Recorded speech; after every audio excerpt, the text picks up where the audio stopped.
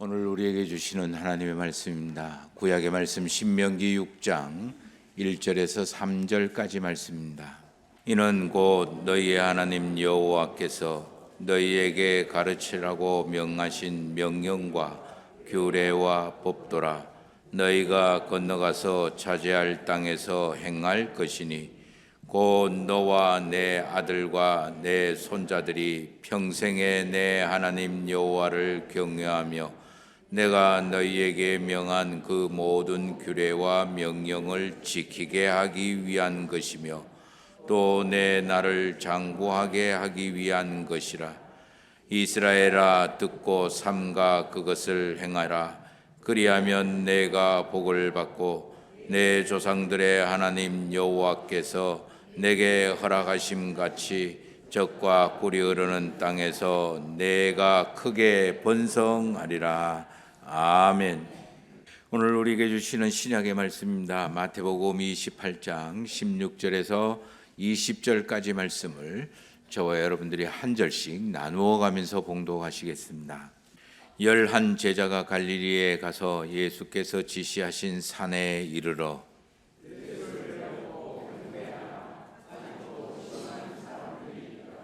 예수께서 나와 말씀하여 이르시되 하늘과 땅의 모든 권세를 내게 주셨으니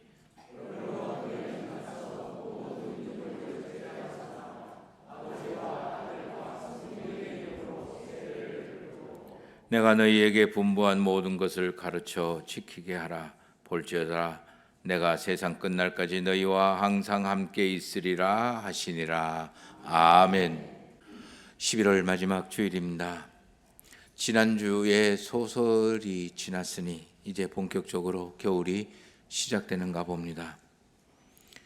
그래서 우리 아까 장로님 기도하신 것처럼 이렇게 2023년도 마무리되고 또 새로운 한 해 시작 준비하는 시간입니다. 이 중요하고 중요한 흐름 속에서 오늘 예배를 드리시는 모든 성도님들에게 우리 주 예수 그리스도를 통한 하나님의 그 놀라우신 은혜가 충만하게 임하게 되시기를, 또 올 한 해 저와 여러분들에게 주시고자 하는 예비하신 하나님의 은혜를 모두 다 누릴 수 있는 우리 성도님들이 되시기를 주의 이름으로 축원합니다. 우리는 모두가 다 하나님의 부르심을 받았기 때문에 지금 여기서 함께 예배를 드리고 있고 하나님의 이름을 찬미하고 있습니다.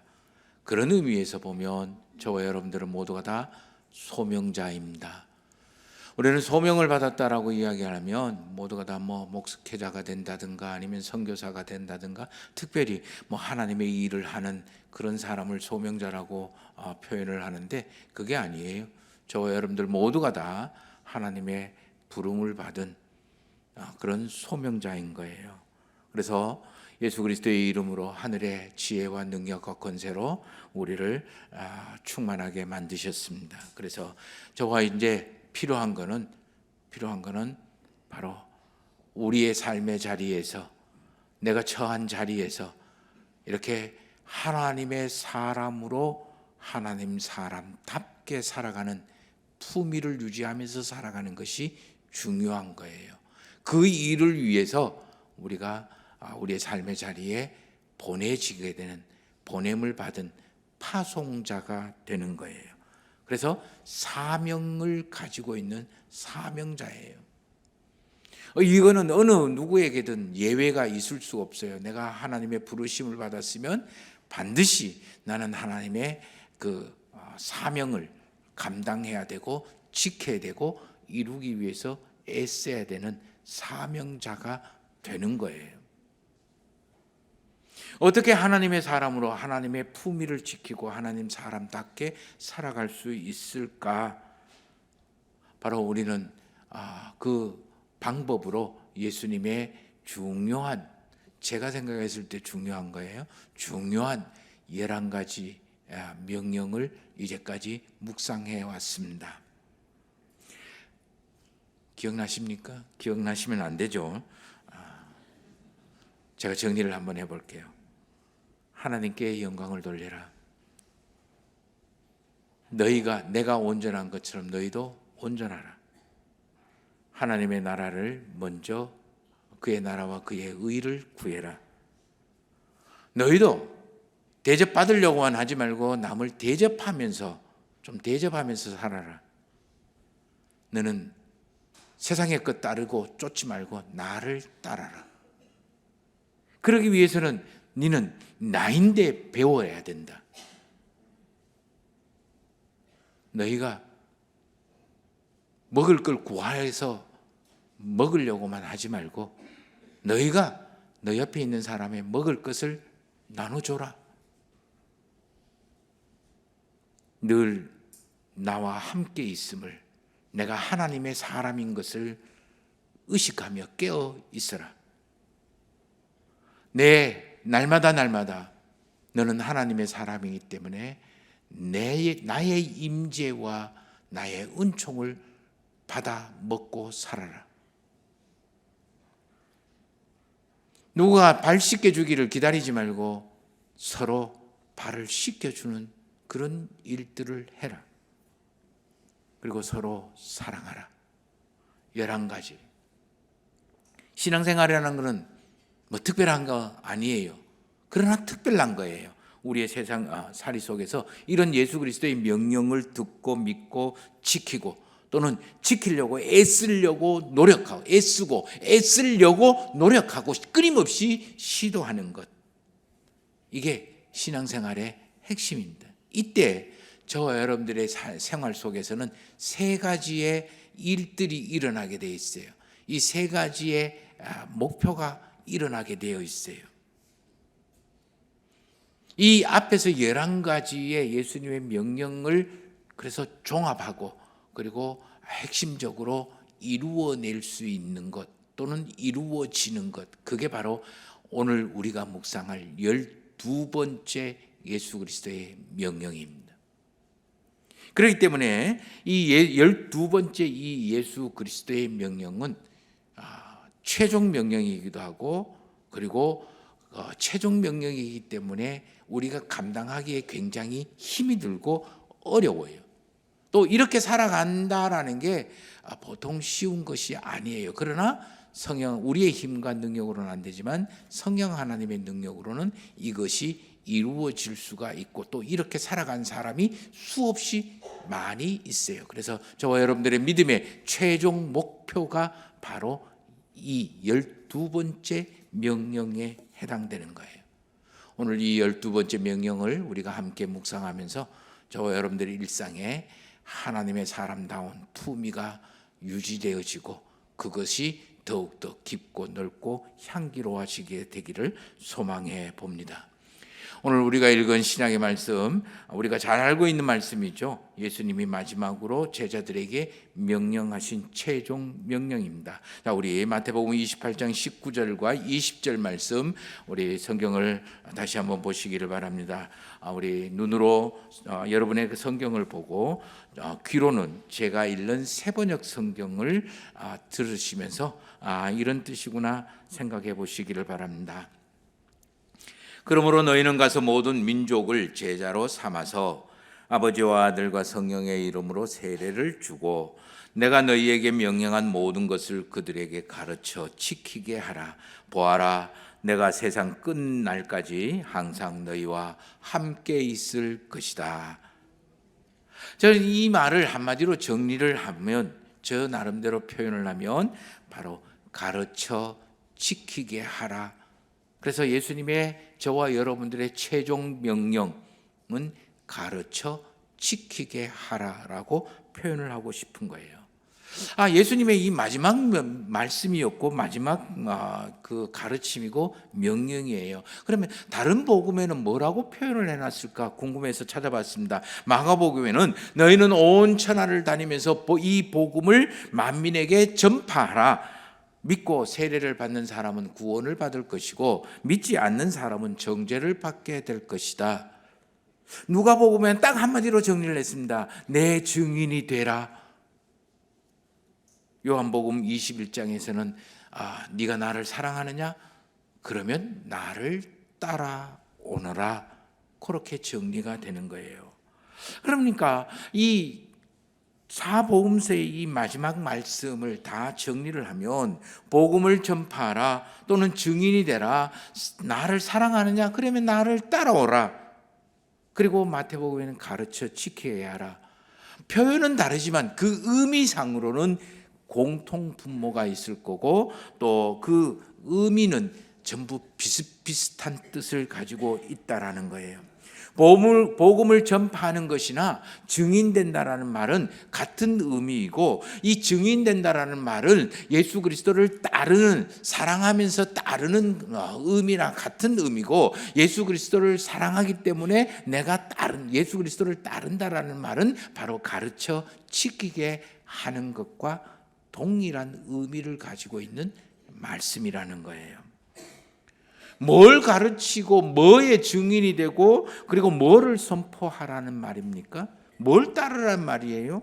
누가 따라야 되고 어떻게 따라야 되고 또는 뭘 누구에게 가르쳐 지키게 하라는 말씀입니까? 가르쳐 지킨다라는 말은 어떻게 하는 게 가르쳐 지킨다라는 말일까요?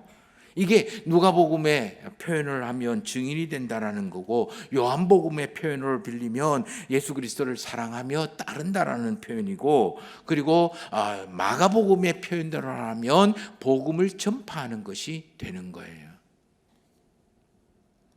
이러한 많은 수많은 질문들은 바로 저와 여러분들의 신앙생활의 핵심이기도 하고 기준이기도 하고 최종 목표이기도 한 거예요.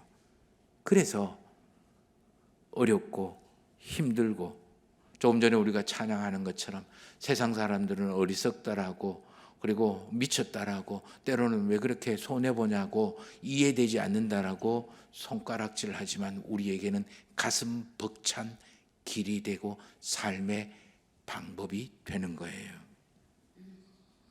왜냐하면 이 가르쳐 지킨다라는 말씀에 예수님의 말씀이 집약되어 있기 때문이고 예수 그리스도의 명령이 집약되어 있기 때문이에요.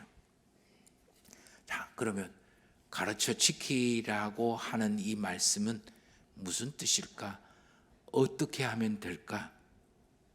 먼저 제일 중요한 거예요.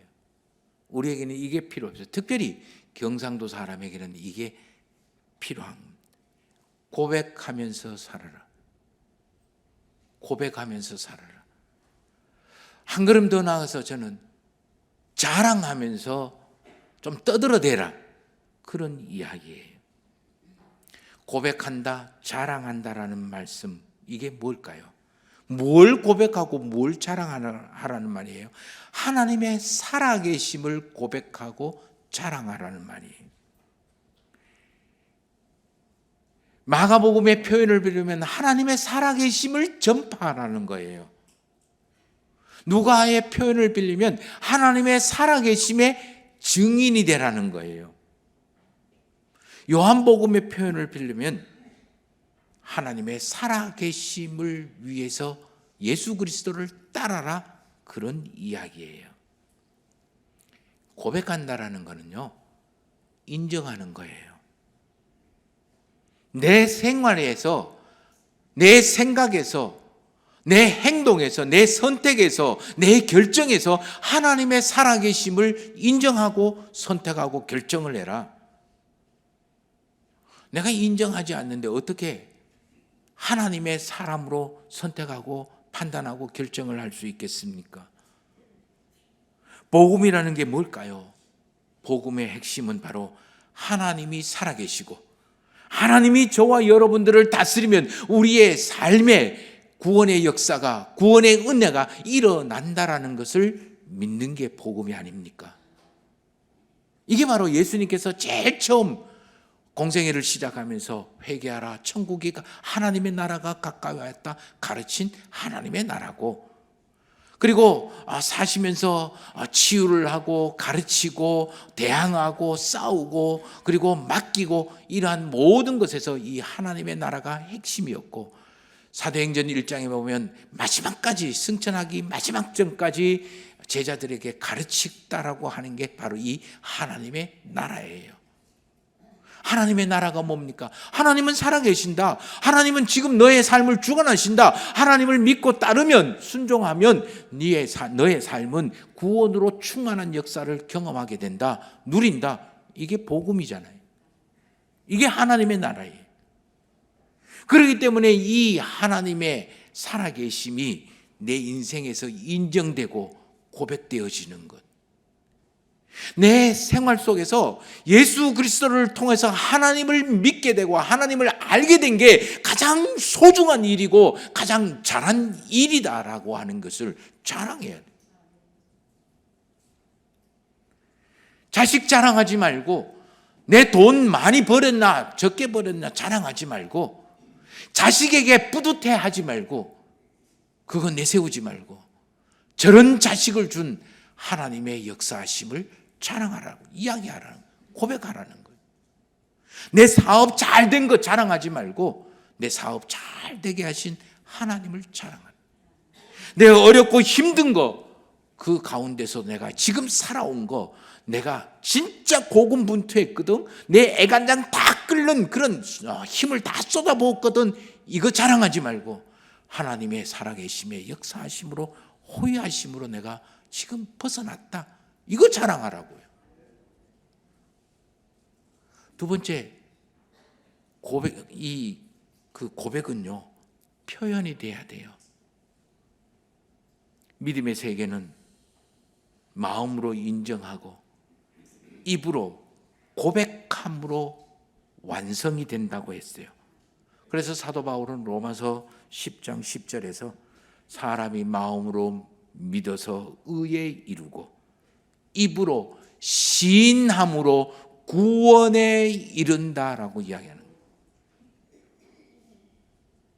사랑은 가슴 속에 담고 있는 게 아니에요. 입으로 시인되고 표현이 돼야 돼요. 감사도 마찬가지예요. 가슴 속에 담고 있다고 되는 게 아니에요. 입으로 표현이 되고 고백이 돼야 돼요. 신앙도 마찬가지예요. 믿음도 마찬가지예요. 바로 내가 하나님을 사랑한다? 그러면 가슴 속에 아무리 담고 있어도 소용이 없어요. 내 입으로 시인할 때 뭐가 이르는 구원의 역사가 이루게 되는 거예요. 이루어지는 거예요. 그러므로 저와 여러분들이 매일 만나는 모든 사람들에게 하나님의 살아계셔서 나에게 어떤 일을 하셨는지를 고백해야 되고, 이렇게 고백한다라는 것은 하나님을 자랑한다라는 거고, 모든 주변의 사람들에게 하나님이 살아계셔서 나에게 어떤 역사를 만들으셨는지 고백하고 자랑해야 되는 거예요.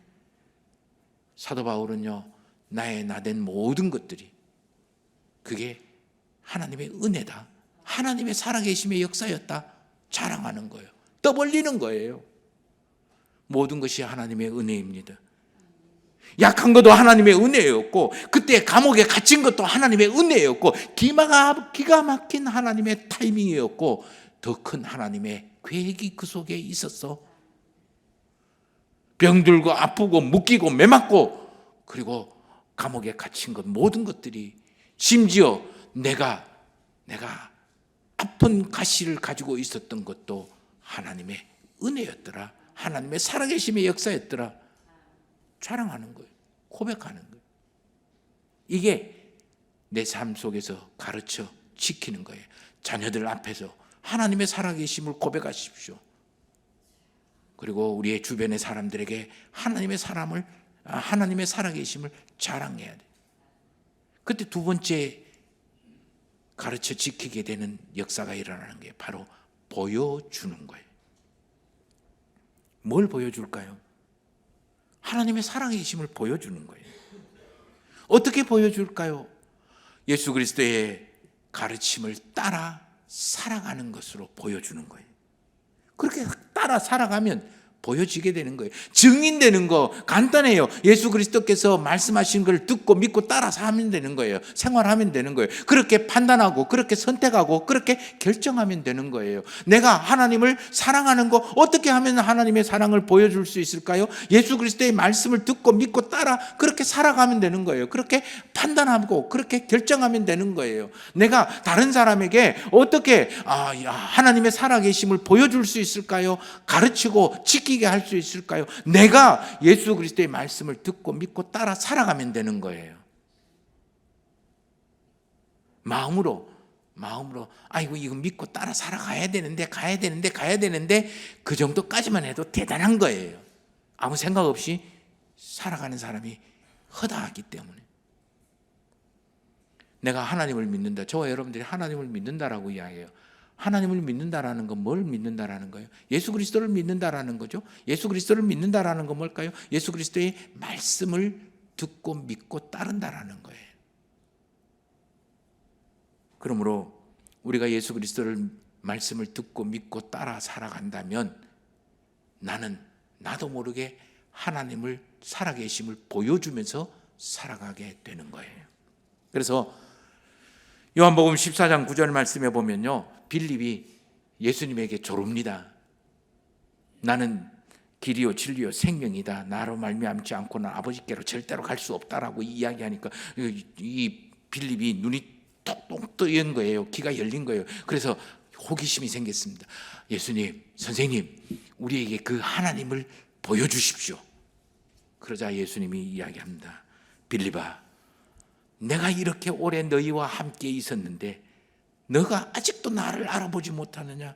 나를 본 자는 아버지를 보았거늘 어째서 아버지를 자꾸 보여달라고 이야기하느냐? 예수 그리스도가 살아계신 하나님이고 우리 눈에, 인간의 눈에 보여지는 하나님이다라고 이야기하시는 거예요. 그 예수 그리스도는 바로 지금 말씀을 통해서 저와 여러분들에게 보여지고 있는 거예요. 그래서 사도 바울은 빌립보 4장 9절에서 너희는 내게 배우고 받고 듣고 본 바를 행해라. 그리하면 평강의 하나님이 너희와 함께하는 것을 알게 될 거다. 한글로 이렇게 본다. 예수님이 말씀하셨습니다. 내가 나를 알지 못하느냐? 나를 본 자는 아버지를 봤다. 근데 어찌게 아버지를 보이라고 이야기하느냐? 사도 바울이 이야기합니다. 너희는 내게 배우고 받고 듣고 본 바를 행해라.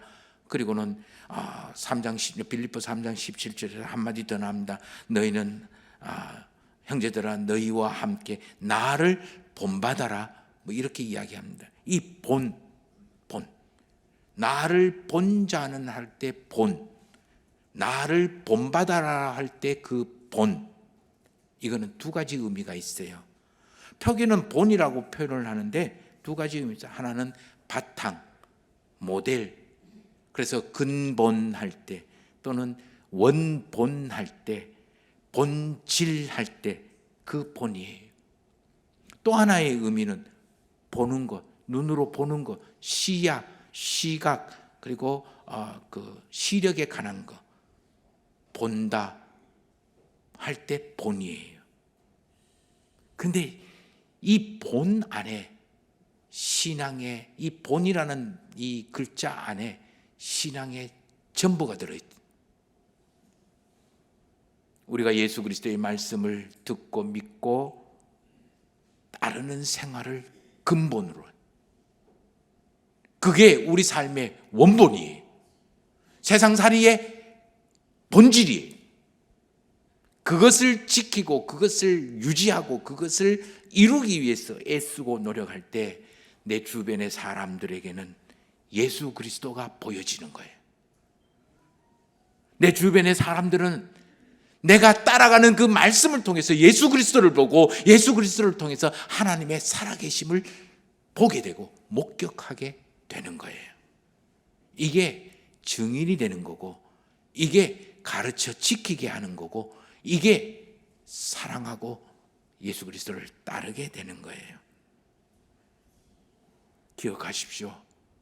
예수 그리스도의 말씀을 본이 되게 본이 돼서 원본이 되어서 내가 그것을 그대로 지키려고 노력하고 애쓸 때 내 주변의 사람들이 나에게서 하나님을 보게 된다.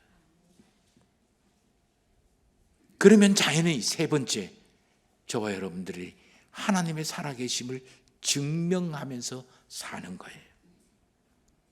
요한복음 14장 16절에서 17절까지의 말씀을 보면 내가 아버지께 구하겠으니 그가 또 다른 보혜사를 너희에게 주사 영원토록 너희와 함께 있게 하리라.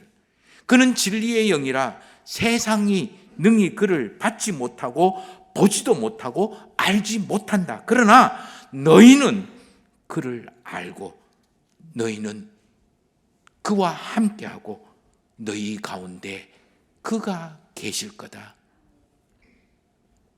세상 사람들과 예수 그리스도를 믿는 저와 여러분들, 하나님의 사람이라고 이야기하는 저와 여러분들과 차이가 뭐가 있을까요? 뭐가 차이가 있나요?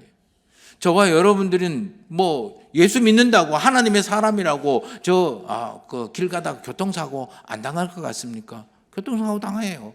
저와 여러분들은 하나님의 사람이기 때문에 암 안 걸립니까? 걸립니다. 저와 여러분들의 자녀들이 하나님의 사람이기 때문에 우리의 자녀들이 뭐 대입 낙방 안 할 거예요. 취직 뭐 한 번에 딱딱딱딱 될 것 같아요. 아니, 똑같아요. 예수 믿는 사람이나 예수 그리스도를 믿지 않는 사람이나 세상살이 똑같아요. 세상이 경제적으로 어려워져 가고 있다고 합니다. 내년은 더 어려워질 거라고 이야기합니다. 예수 믿는다고 내가 하나님의 사람이라고 경제적인 생활이 뭐 어려움 없을 것 같습니까? 있습니다.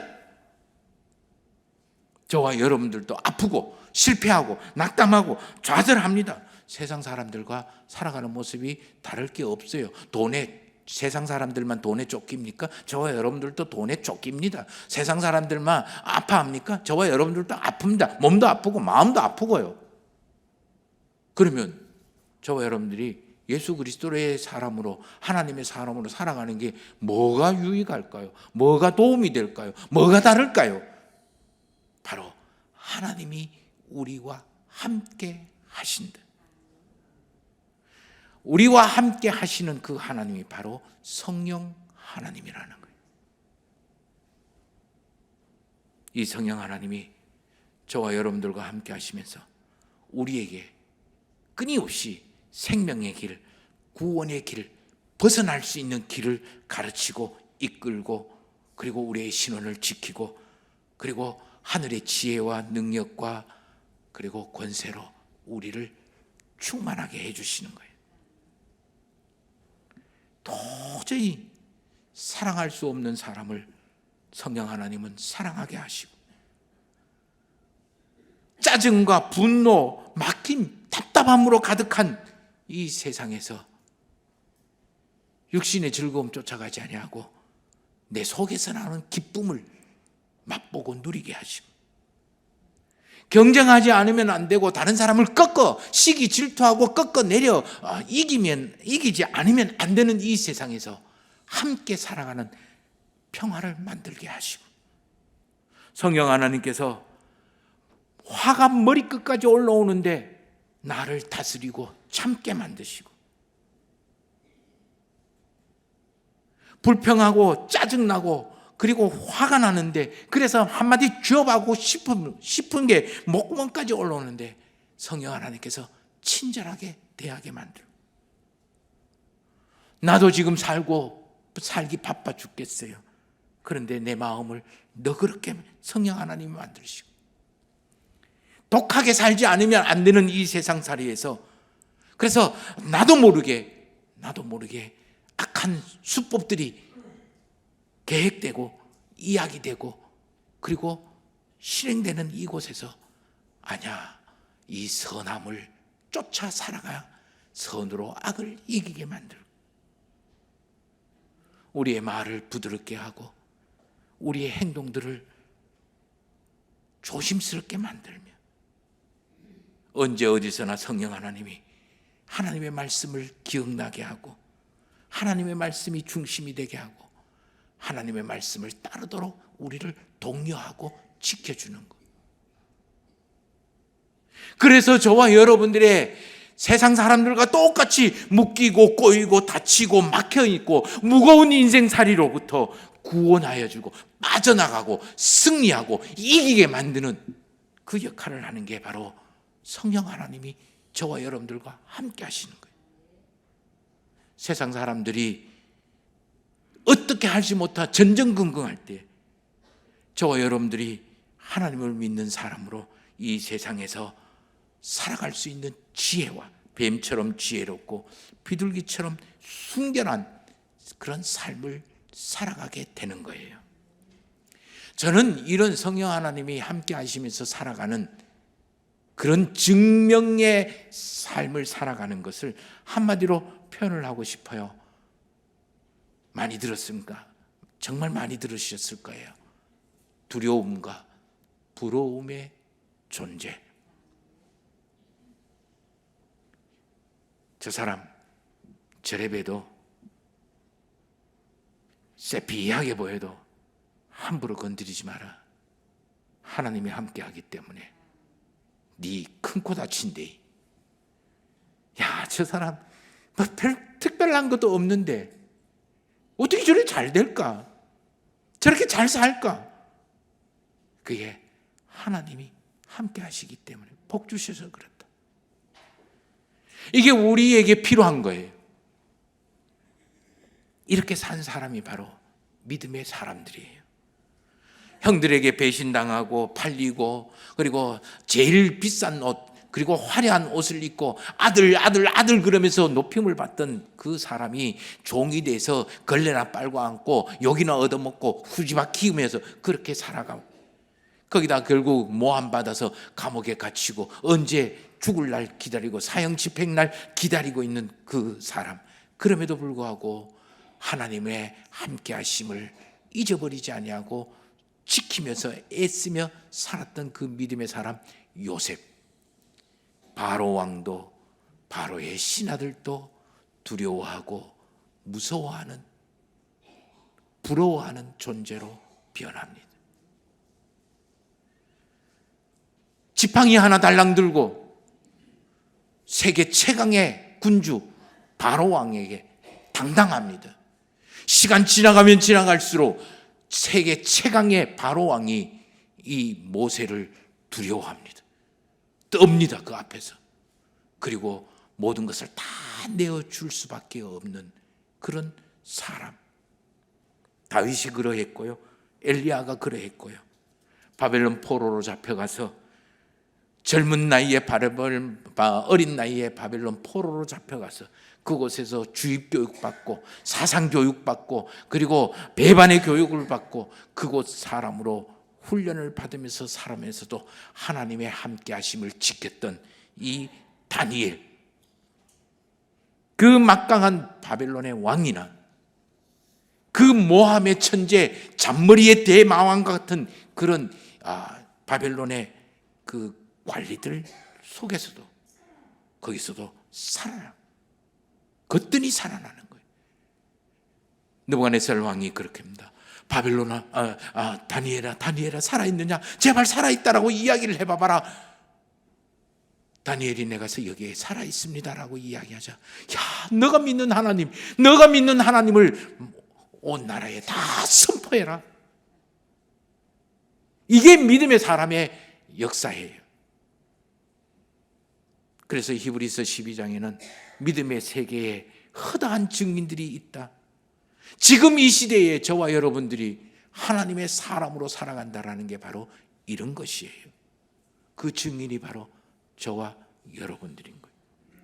오늘 우리가 읽은 구약의 신명기 6장에도 모세가 이스라엘 백성들에게 너희는 먼저 내가 가르친 모든 하나님의 계명을 지켜 행하라. 그러면 너의 아들과 너의 손자들이 다 날수가 장구하게 되고 너와 너의 자손들이 모두가 복을 받게 되고 크게 번성하게 되리라.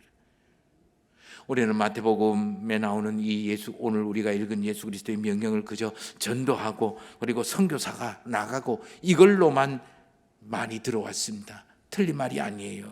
그러나 더 직접적이고 더 큰 의미의 하나님의 역사가 있는 말씀이에요. 그게 바로 내가 증인이다. 내가 선교사고, 내가 전도자고, 내 삶의 두려움과 부러움의 존재가 되는 걸 우리의 생활에서 이러한 하나님의 살아계심이 어디서나 어떤 사람 앞에 고백되고 자랑되어져야 하는 거예요. 우리 생활에서 예수 그리스도를 믿고 따르는 그 원본을 지킬 때 자녀들 앞에서, 이웃들 앞에서, 우리 세상 앞에서 하나님의 살아계심이 보여지게 되는 거예요. 이러한 저와 여러분들이 성령 하나님과 함께 어떠한 여건과 상황 속에서도 하나님의 역사, 살아계심이 증명되어지는 위대한 구원의 역사가 일어나게 되는 거예요. 그때 하나님 믿는 맛이 우리에게 주어지는 거예요. 예수 그리스도를 믿는 맛이 우리에게 주어지는 거예요. 이거 맛보면서 살아야 되잖아요. 모두가 다, 저와 여러분들 모두가 다 우리의 가정이 두려움과 부러움의 대상이 되고 그 중심이 하나님이 살아계심이었음을 고백되고 자랑되고 보여지고 증명되어지기를 소망해 봅니다. 지난 한 해 동안 이거 하시느라고 애썼습니다. 노력하셨습니다. 참으로 잘 하셨습니다. 좀 못했으면 어땠습니까? 좀 잊어버려도 괜찮았습니다. 그러나 이거 하나만 기억하십시다. 다 같이 따라해 보십시다. 그래도 나는 하나님의 사람이다. 이거는 기억하면서 살아가십시다. 그때 저와 여러분들이 구원의 놀라운 은혜를 맛보면서 살게 될 겁니다.